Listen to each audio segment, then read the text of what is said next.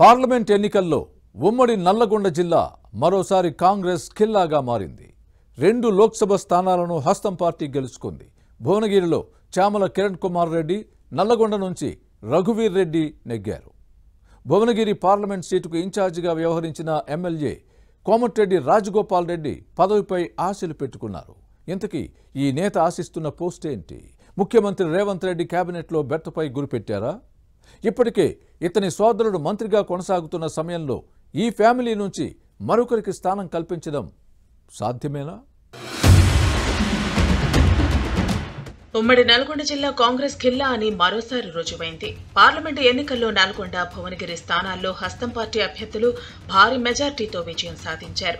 నల్గొండ ఎంపీగా కుందూరు రఘువీర్ రెడ్డి దేశంలోనే అత్యధిక ఓట్లు సాధించిన టాప్ 10లో ఒకరిగా నిలిచారు. 5,59,605 ఓట్ల మెజార్టీ సాధించి రికార్డు సృష్టించారు. ఇక భువనగిరి ఎంపీగా చామల కిరణ్ కుమార్ రెడ్డి భారీ ఆధిక్యత సాధించారు.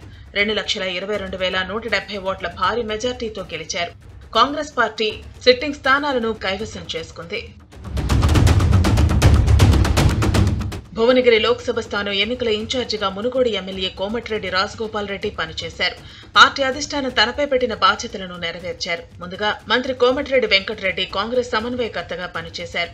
ఆ తర్వాత ఈయన్ను సికింద్రాబాద్ పార్లమెంటు స్థానం ఇన్ఛార్జిగా మార్చారు. ఇక భువనగిరి స్థానంలో కాంగ్రెస్ ఎంపీని గెలిపించుకున్న రాజగోపాల్ రెడ్డి మంత్రి పదవిపై ఆశలు పెట్టుకున్నారు. తమ నేత కల నెరవేరే సమయం ఆసన్నమైందని అనుచరులు భావిస్తున్నారు. కాంగ్రెస్ అధిష్టానం తనకు మంచి పదవిని ఇస్తుందని ఆశాభావంతో ఉన్నారు. తన మనసులో మాటను అనుచరుల దగ్గర బయటపెట్టారని వినిపిస్తోంది. ఇప్పటికే ఇతని సోదరుడు కోమటిరెడ్డి వెంకటరెడ్డి కేబినెట్ లో కొనసాగుతున్నారు. అయితే నల్గొండ పార్లమెంటు స్థానం పరిధిలోని అన్ని అసెంబ్లీ సెగ్మెంట్లలో కంటే ఈ మంత్రి ప్రాతినిధ్యం వహిస్తున్న నల్గొండలోనే కాంగ్రెస్ ఎంపీకి తక్కువ మెజార్టీ వచ్చింది. అలాగే ఈయన ఇన్ఛార్జిగా పనిచేసిన సికింద్రాబాద్ పార్లమెంటు స్థానంలో పార్టీ అభ్యర్థి దాన నాగేందర్ ఓడిపోయారు. ఈ 2 పరిణామాలతో కోమటిరెడ్డి వెంకటరెడ్డి షాక్ కి గురయ్యారు. దీనిని ఇబ్బందికర పరిణామంగా భావిస్తున్నారు. నల్గొండ పార్లమెంటు స్థానం ఇన్ఛార్జిగా ఉన్న మంత్రి ఉత్తమ్ హుజూర్ నగర్, కోదాడ నియోజకవర్గాల నుంచి 1,00,000 పైచిలుకు మెజార్టీ ఇచ్చారు. హుజూర్ నగర్ నుంచి ఉత్తమ్, కోదాడలో ఈయన సతీమణి పద్మావతి ప్రాతినిధ్యం వహిస్తున్నారు. ఇప్పటికే ఉమ్మడి జిల్లాలో నల్గొండ నుంచి వెంకటరెడ్డి ముఖ్యమంత్రి రేవంత్ రెడ్డి కేబినెట్ లో ఉన్నారు.